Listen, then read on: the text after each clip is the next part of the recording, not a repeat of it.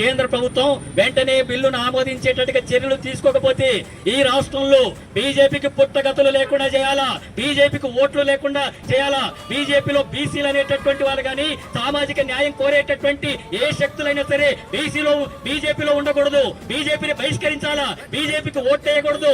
సర్పంచులు కాదు కదా ఈ రాష్ట్రంలో వార్డు మెంబర్లు గెలిచేటటువంటి అర్హత కూడా బీజేపీ పార్టీకి లేదు.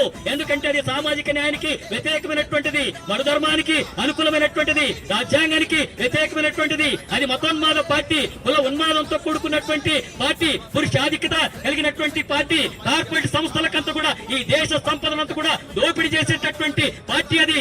అలాంటి పార్టీని బొందలు పెట్టాల్సినటువంటి అవసరం ఉంది. ఆ రకంగా శ్రామిక వర్గాలంతా అలగారినటువంటి తరగతులంతా కూడా పెద్ద ఎత్తున ఐక్యంగా అలాంటి పోరాటాలకు మనకు సన్నద్ధం కావాలని చెప్పి తెలియజేస్తున్నాం.